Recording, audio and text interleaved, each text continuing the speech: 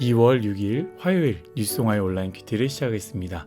오늘의 큐티인 책 본문은 욥기 5장 1절부터 27절까지의 말씀이고요.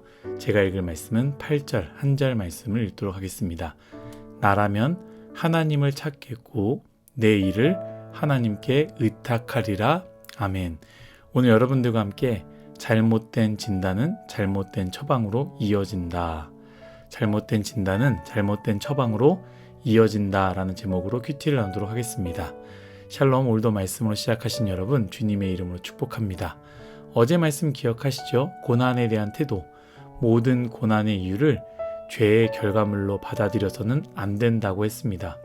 물론 우리가 이 부분을 잘 봐야 되는 것이요, 성경에는 한 부분만 말하고 있지 않습니다. 분명히 인간의 죄로 말미암아 오는 고통과 고난도 있습니다.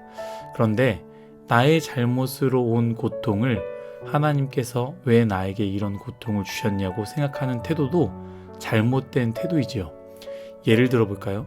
분명히 어떠한 것이 좋지 않고 잘못된 것임을 알고 있지만, 한 예로서 도박이 될 수 있습니다. 이것이 정말로 좋지 않은 것을 알고 있지만 그것이 나에게 주는 기쁨과 쾌락이 크므로 자꾸 그걸 선택할 때에, 그러다 그것이 커지고 결국 그것으로 말미암아 자기 자신과 자기 주변 사람들 모두가 어려워질 수 있다라는 것이죠. 고난과 고통이 찾아오게 됩니다. 그런데 이런 상황에서 왜 하나님이 나에게 어려운 일을 주십니까? 라고 생각하는 것은 잘못된 생각이지요. 분명히 나의 죄, 나의 잘못으로 오는 고통이 맞습니다. 그렇기 때문에 우리가 이 부분을 잘 생각해야 합니다. 그런데 어제 오늘 등장한 엘리바스의 생각, 곧 욥의 고난은 욥의 죄로부터 시작되었다라고 확신을 짓지 않습니까? 우리가 이렇게 판단하고 판결하는 것은 하나님의 영역을 침범하는 것이라고 했습니다. 사실 우리는 욥과 이 세 친구들과 같은 상황입니다. 무슨 말이냐? 그들은 자신들 앞에서 일어난 현상만 두 눈으로 볼 수 있지, 보이지 않는 그 세계에 대해서 정확하게 알 수 없다라는 것이죠. 그러므로 우리 안에 일어난 일을 단순하게 생각해서는 안 됩니다.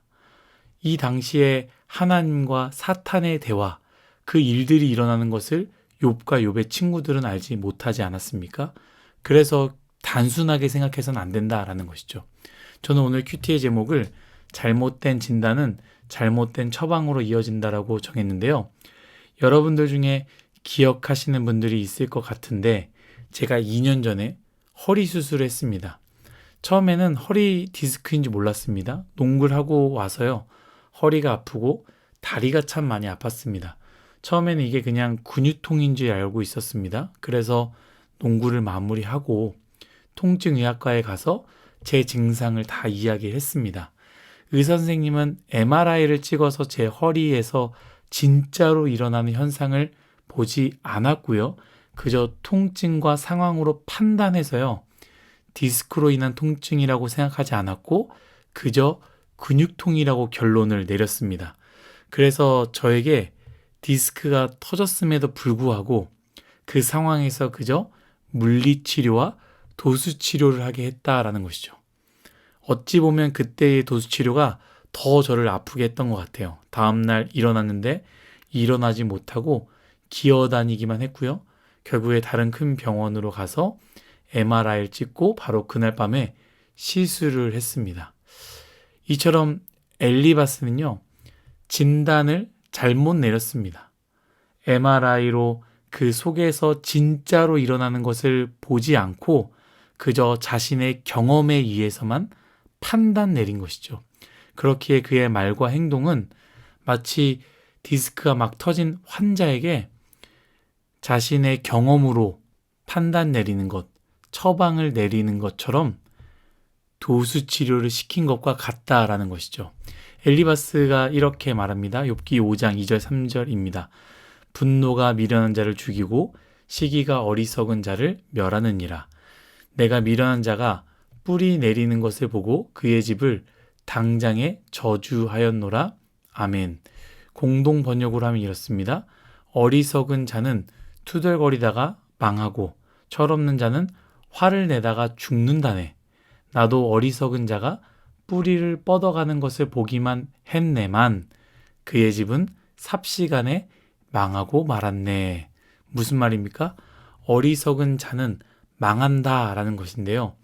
나도 그 어리석은 자가 망한 것을 보았다라고 말하는 것이죠.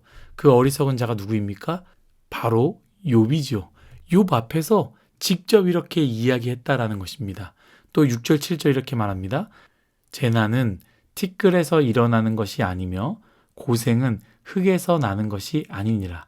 사람은 고생을 위하여 났으니 불꽃이 위로 날아가는 것 같으니라. 아멘. 이것도 공동번역으로 하면 이렇습니다. 땅에서 불행이 솟아날 일이 없고 흙에서 재앙이 돋아나는 일도 없으니 재난은 사람이 스스로 빚어내는 것, 불이 불티를 높이 날리는 것과 같다네. 불행과 재난과 이 고난은 그냥 일어나는 것이 아니고 결국에 그 사람의 죄로 말미암아 일어났다라고 확정 지은 것이죠. 그러면서 엘리바스는요, 욥에게 자신의 해결책으로 오늘 제가 선택한 본문의 말씀을 말합니다. 8절 말씀입니다. 나라면 하나님을 찾겠고 내 일을 하나님께 의탁하리라. 아멘. 여러분 8절 말씀, 이 한 절의 말씀만 읽어보십시오. 앞뒤를 자르고요. 이 한 절의 말씀만 읽으면 사실 정확한 답입니다. 최고의 정답이라고 말할 수 있습니다. 하지만 이 상황 가운데 있는 욥의 입장에서는요, 이것은 정답이 아니다라는 것이죠.